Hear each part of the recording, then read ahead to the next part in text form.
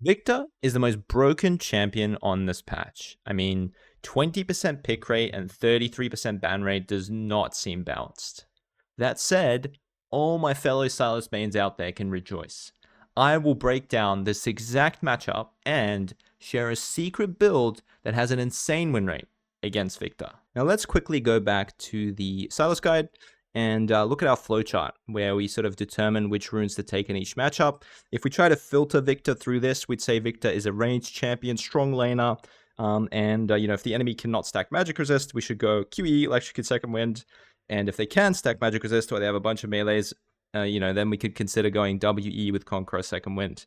However, Viktor is actually an exception to the rules on this page because he's just too OP. He's just way too overtuned in the state that he is, so that even if you take Electrocute, even if you take Electrocute Second Wind, and you land all of your spells, you go for a trade, level 1, 2, 3, the best you can hope for is an even trade. And that's if you land everything, and there's a chance that maybe one of your autos gets cancelled by a stun, or maybe your E doesn't land because he's in the creeps, or your Q2, he walks out of it. So many things could go wrong. But even the best case scenario only leaves you in an even state. So against Viktor, it actually doesn't make sense to take Electrocute. So the specific build for Sylas vs Viktor that is really popular right now among one-tricks and pro players is actually the Conqueror page. The Conqueror page is infinitely higher win rate than the Electrocute page, which is kind of crazy because against most ranged bullies, you do want to run Electrocute because that helps you kind of, survive lane. But look, objectively, the numbers don't lie. Every single patch that Sylas has been out this year, his win rate has been kind of floating, 53% Electrocute, 51% Conqueror, being 1 or 2% disparity, and it kind of changes depending on what champions come into meta. Sometimes Conqueror's better, sometimes Electrocute's better, but in this specific matchup, there's no argument to be made. It is just objectively better to run Conqueror, 5% win rate difference, and also this unflinching rune is really, really effective because Viktor often puts down his W before even casting his spells. When you dash on him, Viktor might put his W down first and then go QE, and so you kind of get the full value of the MR straight away because he wants to stun you as soon as possible and end the trade. So this is a really cool variation. You go Second Wind, Unflinching, Conqueror, Presence of Mind, Legend Haste, and Last Stand. But the key difference is you might be thinking, okay, well, this is kind of the same as this, except for Unflinching, but you cannot max W against Viktor. One, your W can get cancelled halfway if you get stunned by his gravity field, or you can also run into problems where as soon as he gets his first hex core upgrade, if you max W, he will just get pushed every wave. Like, you literally won't be able to leave your tower. You cannot kill the wave nearly as fast as he can, and it will just mean that you'll have no opportunities to snowball outside the lane, and he already has such high base stats that if you're playing to solo kill Viktor, that's not a very healthy way of winning. So you max Q, you take this Conqueror page, and you play this sort of in and out guerrilla warfare playstyle where you go in, you use your full combo with Q, right? You start with Q, then you land your max range chains, and then you immediately leave. You leave the fight, and you let your Viktor ult that you've taken actually maintain your Conqueror stacks for ages because it keeps ticking, right? And each tick refreshes Conqueror. Tick, tick, tick, tick. And that means that you don't need to instantly re-engage back in as soon as your E's are off cooldown. You can actually wait for the perfect opportunity because you'll never lose your Conqueror stack. So that's kind of the logic behind this build.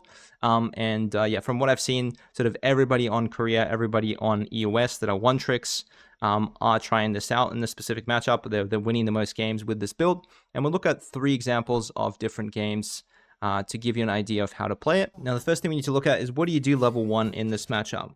Well, you actually want to occupy the bush that is closest to your raptors because sometimes Viktor might want to walk in to get this raptor's ward, and this is pretty much your only opportunity to trade him favorably.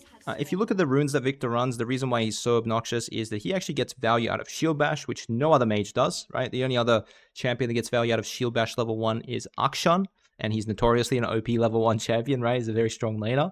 So he gets Shield Bash, he gets Bone Plating, he gets Mana Flow, he gets Scorch. All 4 of these runes proc instantly on his first trade, whereas for you, you have Presence of Mind, which will proc, Second Wind, which will proc, and then nothing else. Even if you take Unflinching, that won't proc. Legend Haste, Stacking Rune, Last Stand, your full HP, it's not going to proc. So none of your runes basically proc level 1. So that's why even if you take Electrocute, you still can't win the trade level 1. So there's no point in taking Electrocute.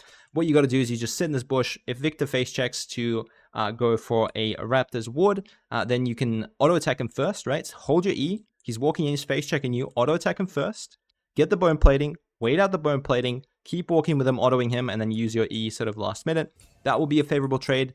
Any other trade while he has bone plating, if your trade starts with you landing a max range chain here, for example, against most mages like Hui, if you can dash over here and land a chain, this is a pretty good trade. Against Hui, against Syndra, against Ori, that's a good trade. You should always take that, but not against Viktor because he has bone plating, right? Because he has shield bash, we should just avoid taking damage level 1. Give up push and play this pocket. This is a great pocket to play. Let's just go back a little bit. You can stay out of vision there, but you're still staying as close to the wave as possible so that you can, walk up when you need to. So this is a good pocket to play that Loki's playing level 1, and then only walk up to these melee creeps when you have to. The best way to visualize it is think about Viktor's range. Viktor's range is about here. We can draw a circle around him. This is kind of where Viktor can harass you with auto attacks, with Q, with E. So your goal is to just basically never be in this no man's land. You want to spend as little time as possible on this curved line. In this area, you want to spend 0 time if you can. You just want to stand away from it and use your Q to farm from afar. Walk up, last hit a minion, immediately E out, right? Dash out with E to avoid being here for extended periods of time.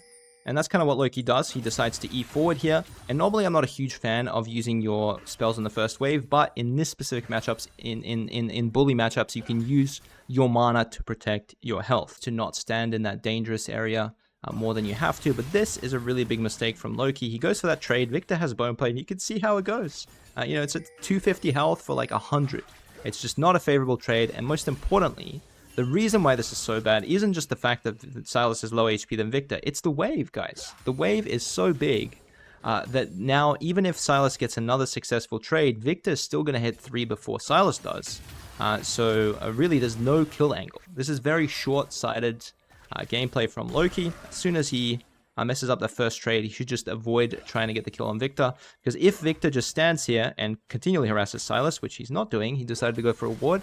But if he just contests every single creep, every single melee creep, if he just lasers Sylas when he walks up to that melee creep, when Viktor has his laser up, if Viktor was a slightly better player, this would basically be an unplayable lane state for Sylas. There is a massive wave.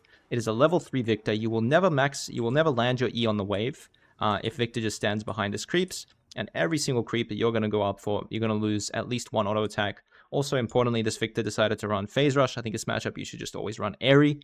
Because it's just so easy to auto-attack Sylas, and, just why not give your auto-attacks an extra 15 damage? That's makes a lot more sense than running Phase Rush. I feel like it's not going to help you get away if Sylas lands all his spells.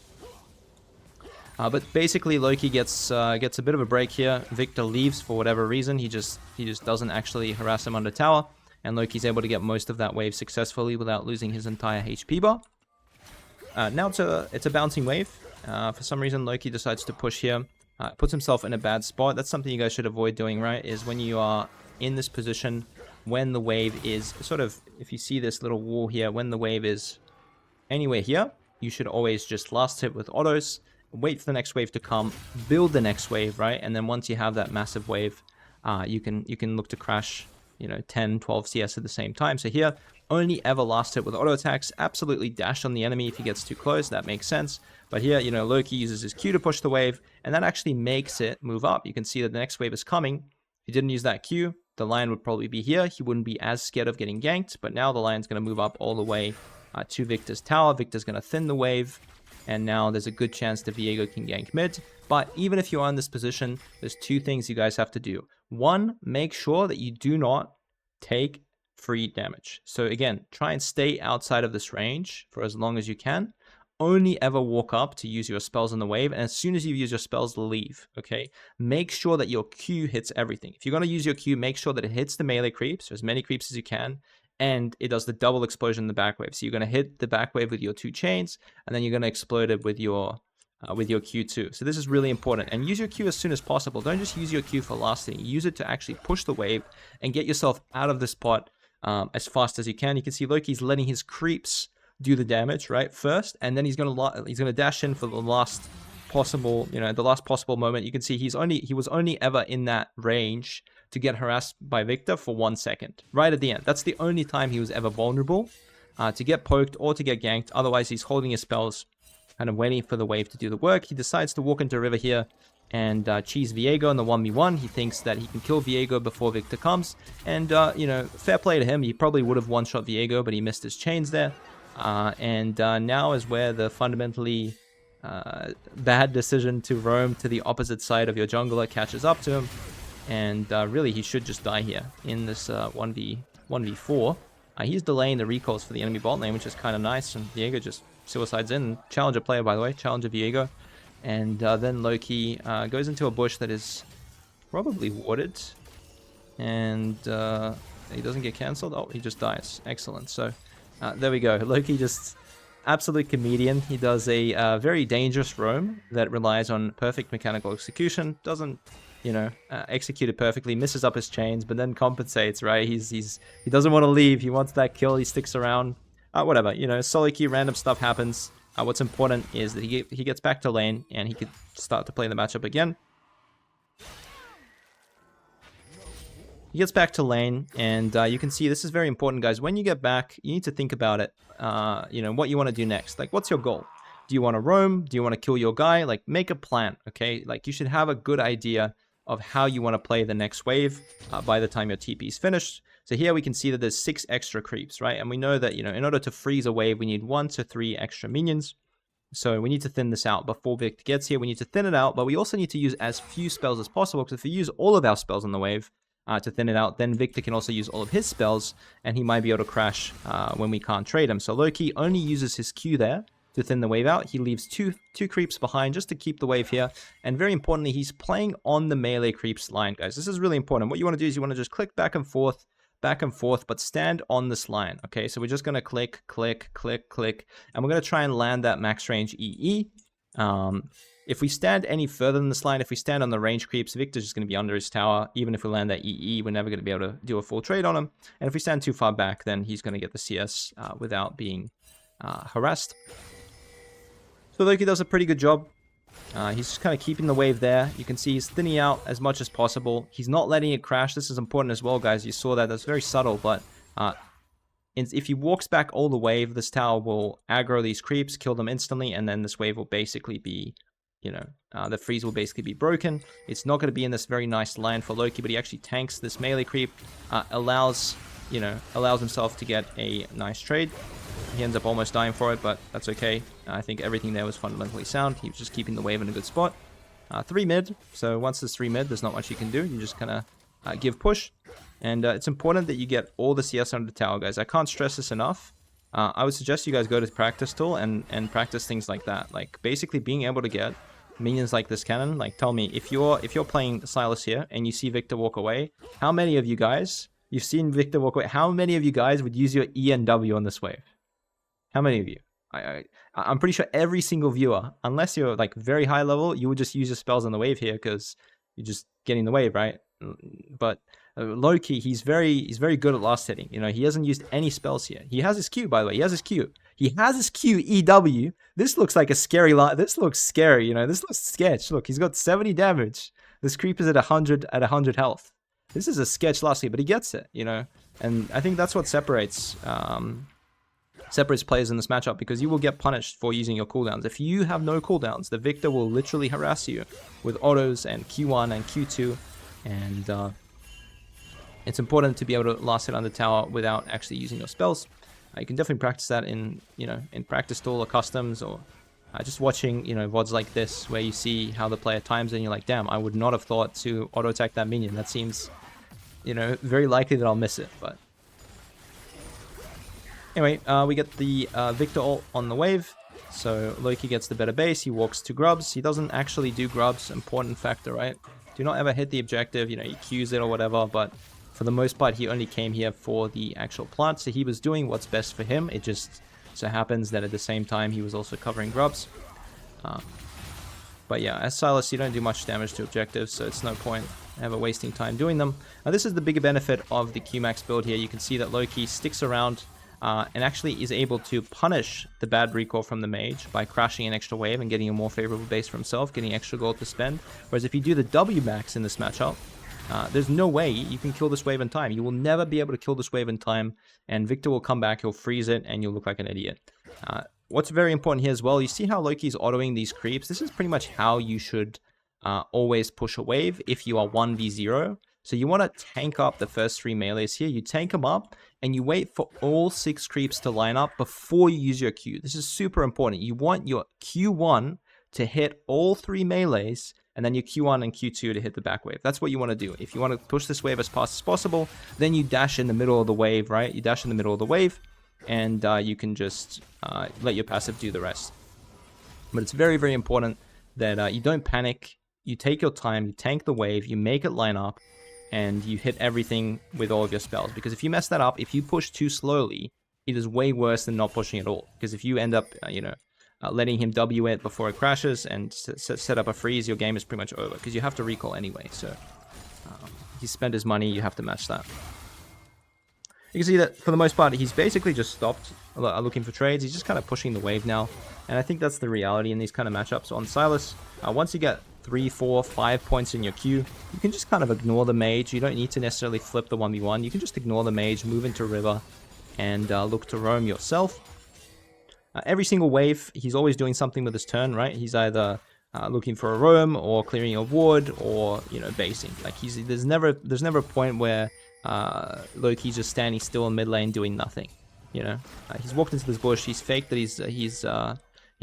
he's roaming. He went for the recall. You always need to use a turn to recall as well. But he got cancelled, so he decides to stay. That's totally fine. Getting pressured a lot. It's kind of how this matchup goes. Not much you can do about it. This is very nice, very important mechanic that you guys have to abuse against Viktor. Always steal Viktor ult as your flanks. Very, very important. And like we said before, try and not use your spells. Try and only use your Q on the wave if you can. Use your E only when you think there's going to be an angle. You can see there he uses E to last hit the wave. Viktor doesn't really see the chains angle, and then he lands the E2, grabs Viktor ult as he's flying, and gets a pretty good trade. Obviously both mids are low HP now, but it's more favorable for Sylas because you can actually flash past the Viktor spells, and he ends up going forward and getting a nice little solo kill. Really important mechanic there as well, guys, right? Whenever you're in this position, so many times I see from coaching clients where you'll be low, you'll be low, the opponent will be low, but they will basically refuse to flash here. So what a lot of you will do is you will just try to chain max range when you know the guy is flashed. And like right here, if you try to chain, he's going to flash the chain. And what's going to happen is you're going to base, he's going to base, you're both going to TP back. That's it. It's going to be an even lane, but Viktor has no flash. You still get an advantage, but you have to kill him in the next 5 minutes to cash in the gold. Whereas if you just spend your flash straight away, you force him to flash. Because if he doesn't flash, he just literally dies to your passive, right? He just dies to passive autos plus W. And then you can try to max range, E to follow his flash. Like he does there. So keep that in mind for when you're looking for all-ins. This is game 2. Again, Loki playing Sylas against Viktor. He's playing against a much better player in this game, I would say. This is a challenger Viktor. Plays a lot of the champion.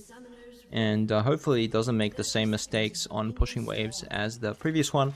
Well, you can see Loki plays very safe level 1. This game, he doesn't occupy that bush. He just kind of AFKs. Maybe he's tabbed out. He's just watching the entrance. But the common theme, guys, the common theme for every game is level 1, you do not fight Viktor. Okay, you do not even try.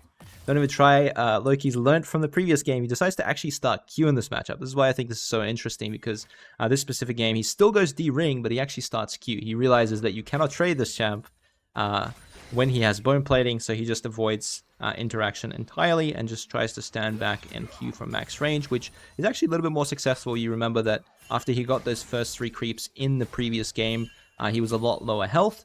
He's a little bit more healthy, and he gets the bone plating with the Q as well. I think that's the nice part about starting Q in this matchup, is that if you can manage to get a last hit and hit Viktor at the same time, you can get that bone plating down without having to commit forward with your E. He's just posturing very, very aggressively on the Viktor. You can see that it's just like the difference. It's crazy that, this guy is probably only 300 LP higher than the other Viktor, but the difference in play is just completely massive. The way that he's standing between Sylas and the wave here, right? This is what happens. And Loki's actually played really well at conserving his health bar, but this is just what happens in this matchup, guys. Viktor will literally stand between you and your wave, and he will stop you from getting XP, or definitely stop you from getting gold. So, and the other thing is, right, the ARI. The ARI makes such a big difference in this matchup because your Q is longer than your auto attack range. on Viktor. So if you can just poke with Q, you'll still proc the Shield Bash, you'll proc the Mana Flow, you'll proc the Scorch. And yeah, this is kind of what you can expect from Sylas vs Viktor. You will always be on the back foot as Sylas. You will always be letting the Viktor 3-wave crash into you. Or if the Viktor's good, you know, this might even be a 4-wave crash. Doesn't end up being. But this is what I mean about this is the difference, right? Like every single creep, this Viktor is harassing Loki under tower. Loki's trying his best, you know, he's trying to not use his spells. You can see it's the same philosophy as the previous game, right? The exact same philosophy. Loki has all of his spells, but he has to not use his W and E velocity. He has to only use Q and auto attacks, because as soon as he uses E, the Viktor's going to get even more aggressive. He's going to get even more in his face about auto attacking him on every single creep, whereas here the Viktor has to kind of respect the Sylas E. He's only autoing when there's creeps to protect him from the Sylas trade. And yeah, Loki's doing his best. He finds the angle. Again, on a dying creep, he uses his E1 plus passive to kill the creep. Dashes forward, gets the trade off. Now I assume here he cancelled the space because this is probably the worst amount of gold to recall on, right? When you have 670 gold. You can't really buy 2 items. You can only ever buy 1 item plus refill, and then you sit in 100 gold, and suddenly Viktor pushes that next wave, and he gets, you know, Amp Tome Sapphire Crystal. He's now a full sort of item ahead of you. And yeah, I mean, just this is what I mean about this matchup. Like, if you try to kill Viktor, he will kill you. Against a good play, you will just always lose. So you should just try and play really defensive the first couple of levels. Your only hope is if the jungler ganks you. If the jungler ganks you, then you have a good chance at killing Viktor. Otherwise, you should be happy with just farming, falling behind a little bit in CS, and TPing back. And once you have that refill, once you have your Amp Tome refill, Amp Tome Darksteel refill, you can actually start playing the game. And yeah, I mean, this game, Loki decides to play without refillable, without any sort of regen, which is really, I feel like it's not a good thing to do against Viktor. Every single wave will just kind of look like this, where you're just chipping away health, and then at this point, you know, half HP to full HP, this is where Loki has to all in. If he takes another you know, chunk of damage for free, he will just have zero all-in threat, and Viktor can continually harass him without any worries whatsoever. And, yeah, Graves decides to come in for a gank, but it's a little bit risky chasing there, so Loki's happy to let Graves sort of do his own thing, and I think that's important as well, right? He's not... Loki's goal is to not die here. His goal is to not die and crash the wave, because his condition was very, very bad. He was half HP against full HP. This kind of bailed him out and allowed him to get a recall off. And then Lee Sin splits off from the pack. They decide to try and 2v1 the Lee Sin. Braum shows up. Support gap. Loki still refusing to base, which is kind of crazy to me. Loki really needed to base there after chunking the Lee Sin. He decides to stay for another wave. The longer he delays it, the worse it gets, because... okay, wow, that's very lucky, very lucky. He's getting away with murder here, I will have to say. He's greeting his base as long as humanly possible. But all is well that ends well. Comes back into it. The same matchup again. Every single second you're taking poke from the lasers.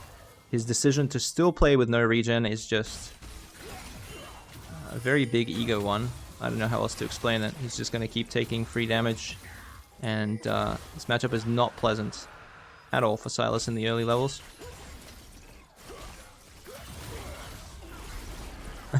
Literally every single... The man doesn't learn. If he doesn't buy refill now, I don't know what to say. On Magic Mantle, get something, man. Get something defensive. You can't play the game like this. Comes back, pushes the wave. I think that's the biggest difference, right? Is in this matchup, the Viktor is pushing the wave really quickly, and he's forcing Loki to the last hit on the tower. In the previous game, the Viktor wasn't really contesting push actively, so Loki was able to either just, you know, push the wave first and leave, or trade on Viktor, because he's just sticking around in the middle of the lane for too long. But yeah, you know, sometimes in this matchup, all you can do is just wait, and the jungler will come in and help you, the support will come in and help you, and when that happens, your matchup can swing. Even though this Viktor has played, I would say, 5 times better than Loki, you know, 1 gank, and that's all forgiven. Now this is the third game that we'll be looking at of Loki's Sylas into Viktor. He's playing against another good player with Eri. It's a challenger Viktor main, and you can see he starts E here, level 1. The difference for this game is that he actually runs Dshield. I guess he's sick of getting solo killed sick of getting harassed on every creep, so he decides to go for the double regen. There's the Kali, Yone, Yasuo page where you go second win Dshield and try and out-sustain the mage, but the problem is Loki, my friend Viktor, is too busted. No matter how many variations you do, you just have to change the way you play, right? You just cannot trade him when he has bone plating. The step one to trading Viktor is you need to proc his bone plating with your Q. That is the only way you can trade. And that means that you need to have your Q and your E, because if you proc his bone plating with your Q, you need to wait for the Q cooldown. And once you have Q and E, you can trade him. So really, there is no way to win this matchup level 1. And you should just try and play to avoid taking damage, which he always does by playing in this little lantern fog spot. But every single game that we have watched Loki play, we've watched him make the same decision that has lost his lane every single time, 3 times in a row. Every single Sylas game, he goes for this trade level 1, and it doesn't look that bad. It doesn't look that bad. You're thinking, okay, well, I'm going to be able to out-sustain him. I've got more regen. It's fine if I trade even amounts of health. It's not. It's not, because you've lost push. That's the most important thing. If you do not contest push level 1, you cannot dash forward in this matchup. You can't. Because the guy will be level 2, you'll be level 1. It doesn't matter if you're equal HP value. He will keep poking you on every single creep, and you will eventually be like a quarter health to 3/4. And it's all because of that first trade. It is literally all because of that first trade that he did. Because not only does he trade his health for Viktor's health, but he's AoEing the wave. He's actually making the wave push slower, which means he has to walk up more often to get harassed before the wave actually crashes into his tower. And yeah, look, it's the same story. Third game, same story. Seems like it doesn't matter if you go second wind, Dshield, or if you go D-Ring. Doesn't matter what setup you go. Viktor's just too overpowered. He's too overpowered. He has too much damage. You cannot trade him as Sylas level 1. Even level 2 is a little bit risky. Once you hit 3, that's when you want to have as much health as possible. And this is pretty much the point where you've got that bounce and you should just be dashing forward and killing Viktor. But guess what? Loki can't. He can't because of the mistakes he made in level 1. At this point, the only way to recover this lane is to actually just recall. He's playing for the recall. But at least he's not dying, right? At least you're just catching waves. You're going down CS a little bit because you're losing some CS to the tower. But for the most part, you're just trying not to take free damage when you can. The problem with this playstyle is if the jungler ever comes to dive you, you just kind of die instantly, and you lose that big wave. So you're kind of relying on this being a 1v1 to survive in this condition. And you can see again the same idea from the previous games. Loki does not use his spells under tower unless he absolutely has to. He tries to just last hit with his abilities. He bases, TPs, grabs boots. This time around, he still has regen. He still has his potion, so that's all good. And yeah, once you get your first purchase on Sylas, that's when you can start winning those trades. That was very nice from Loki. He tries to actually buffer the Viktor stun by walking out of it and then re-engaging with the E. But unfortunately, after the Viktor buffs, you can never do that. You can never you will always get stunned if you stand in it, even if you kind of leave halfway and then re-enter it. And he waits for the support gank from Lux. Lux comes in, improves his condition, so that's really, really nice for Loki there. He decides to use his turn. He can't really harass under tower as a melee best ranged. Walks into river, clears a pink. Again, that's the one great thing that he does every single game we can commend him for, is he always uses his turns. He never wastes turns. He never looks to harass when it's unrealistic. He always tries to get some sort of vision advantage or take an early recall to give himself the best chance at trading here. He goes for a very nice trade opportunity. Could have potentially killed Viktor there, but just didn't account for the fact that Viktor's going to hit 6 before him. And obviously the Lux sapping HP, the Lux sapping XP from him on the roam mid. Kind of didn't factor that into his equation.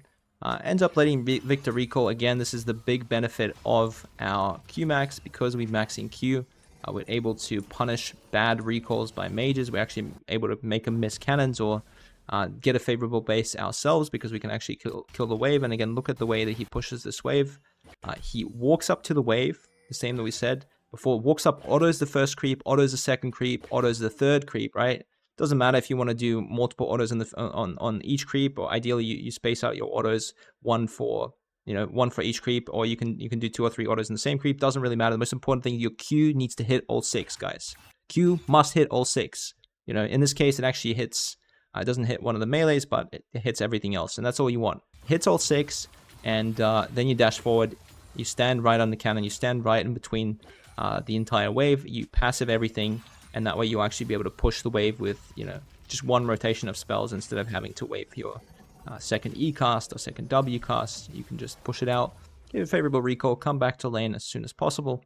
Now we can see Loki's wave isn't the best. It's not really frozen, but it's just kind of slow pushing. He sees Jarvan doing a grubs though, soloing grubs, so he decides that instead of bashing his head against the wall trying to kill Viktor 1v1 to break this freeze, he just moves to the objective and tries to contribute towards his teammates. Now what's important is that you move into objectives at the same time as your jungler, so that you guys have a 2v1 against either Viktor or Jarvan, whoever you choose to go on. If you have the choice to go on the jungler or to go on your mid laner, you should always go on your mid, because here if Loki goes forward into Jarvan, even if he gets Jarvan's flash, chunks out Jarvan, makes you know, the grubs a free objective, he might get chunked out himself, and now Viktor is in this bush controlling you know, the retreat path for Loki, and Loki might not even be able to get back to his lane in time. He might just have to recall in this bush, and just overall he's going to lose CS for securing the grubs. Instead, he could dash on Viktor and play for his own lane, right? Play to chunk out Viktor himself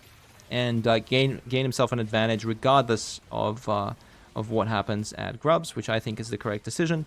And then he sort of weaves in and out of this fight. We have to actually take a look at his ability usage so that you can see how well he played that there. So you see he dashes into Viktor, does one passive W, another passive, walks out of the gravity field, so make sure that the gravity field does not stun him, and then Qs at the last possible second, you know, right before his E is about to time out, casts his E as well, takes Viktor ult mid-flight, right, during his chain's animation, and then tries to buffer his own Viktor ult with the gravity field stunning him. Now the gravity field ends up timing out, but the idea there is perfect. That is how you should be playing these team fights. You want to be buffering Viktor's stun with casting Viktor ult, and you can see there again, you know, he waits for the last possible second. You can see here on the right, you can see that his Conqueror stacks are about to time out. He goes in, uses all the spells, leaves, and then once his Conqueror stacks are about to time out, that's when he comes back in and he uses his next cooldown. He maintains the Conqueror stacks, but he doesn't ever commit forward. You know, he W's forward, does another passive stack, instantly dashes away. That's how you play this Conqueror QE max. You play in and out to maintain your stacks, but you always try and stay far away if possible. We can also look at some of the other team fights that he plays for good examples of this. So let's have a look at how you should play this build in team fights. You can see Loki throws his ult max range, throws his Q max range, right? So he's basically not committed. He's basically playing with his max range abilities, E2, Q, and then whatever ranged ult he gets. He's playing on the outside of the fight, right? He's playing on the edge. He's just playing within range to dash forward, but not close enough to get focused and one shot. And every single time he goes in, boom, another one, right? He goes in with his Q there. He goes in with his Q, and then he proto belts out, right? Think about the tools that you have to leave and to engage. You can engage with your ult. You can engage with Q. You can go in with E2 and then proto belt out. You can go in with proto belt W and then E out. You have so many options, but it's kind of the same underlying idea, right? You use your spells and you immediately get out. And before your Conqueror stacks expire, right? This is important. Before your Conqueror stacks expire, you want to re-engage. Look here. 12 stacks. The reason why he dashes at that moment is because his stacks are about to time out. So he dashes forward to refresh the stacks. That's pretty much the guideline. It's very easy, similar to Azir, right? On Azir, when you run Conqueror, you want to get your full 12 stacks before you go forward and do the big shuffle so that you have as much damage as possible. You have the max, you know, healing, max AP ratios and everything. It's the same thing with Sylas. You go forward, you get your stacks, you get all your abilities off, you wait for your abilities to come back off cooldown, and once again, try and maintain your stacks and go back in before those time out. So let's summarize everything you've learned so far in this video. Against Viktor, you should max Q, then E. You should take Conqueror, Presence of Mind, Tenacity, Last Stand, Second Wind, Unflinching. You should run Rocket Belt, Merc Treads to help yourself get out of the Viktor W, then Cosmic Drive, because again, we're playing to refresh our cooldowns. We're playing to have a dash as often as possible so that we can maintain our stacks. You know, we can Q from afar, weave in and out. Cosmic Drive is just perfect for that. And then third item, if we're ahead, we can go Lichbane. That helps us have more split pushing ability on the side lane and gives us more 1v1 threat. Or if we're just playing for team fights, we can go for Zhonya's. And then after this, you know, you just do your usual Void Staff or you know, or Death Cap, something like that, in whichever order you want. The most important thing for level 1 is do not trade Viktor level 1 for any reason unless he face checks your bush. If he has bone plating, you cannot win that. It's impossible to win that unless you get that bone plating used with your Q. So even once you're level 2, make sure you don't just blindly dash in. Level 2, first step, get his bone plating with your Q, wait for your next Q cooldown, then you can dash in with Q and E to do a favorable trade. And the other thing is just accept reality, right, guys? If you lose a trade early against Viktor, forget about trying to kill him. It's not happening, guys. Champion is just too overstated. You are playing for your next reset. You're playing to make sure you're basing on not just on Amp Tome plus HP pot, that you can buy, Amp Tome Dark Seal, you can buy Amp Tome boots or Dark Seal boots, whatever it is. Make sure you can try and get, 2 items on your first base plus some sort of regen. Do not make the same mistake that C9 Loki is making, where he's not buying refill and then he's getting solo killed literally because he has no regen. So always buy refill or some sort of regen, a HP pot, whatever it is against Viktor. You cannot survive the lane against this champion without sustain. Now, in terms of skirmishing and playing the 1v1, you always want to make sure you walk out of gravity field, right? Prioritize leaving when he casts the gravity field and then poke him from afar with Q. And if your E2 chains lands, that's perfect. If it doesn't, then you can just walk away and end the trade there. But if it lands, you can also take Viktor ult as you're flying. And then by the time you arrive, you're going to get stunned by that Viktor gravity field, and you're going to buffer his ult as you get stunned so that you keep doing damage to him. And that's always going to be sort of the best way to trade him, the best way to play skirmishes. And late game team fights, you're just looking to play in a similar way. You're playing from afar with Q, E2 from max range. You might even want to stack up your Conqueror stacks with Q a few times, or maybe W in the front line plus Q, and then you E out and you just wait on 12 Conqueror stacks for your next spell rotation. And as soon as you get cooldowns, you can re-engage back in and use your Protobelt, for creative waves to go in and out. You can start the fight with Protobelt, you can leave with Protobelt, you can start the fight with a long range ult, whatever it is. You guys will figure it out. That's pretty much all you need to know about this build, about this playstyle. Try and abuse this page. I think the stats don't lie. 56% win rate is incredibly high against a champion that is objectively OP. So hopefully this is a good way for you to gain some last minute LP before the season ends. And if you aren't subscribed already, please subscribe. I got a ton of stuff planned for Season 15 that I can't wait to share with you in a future video.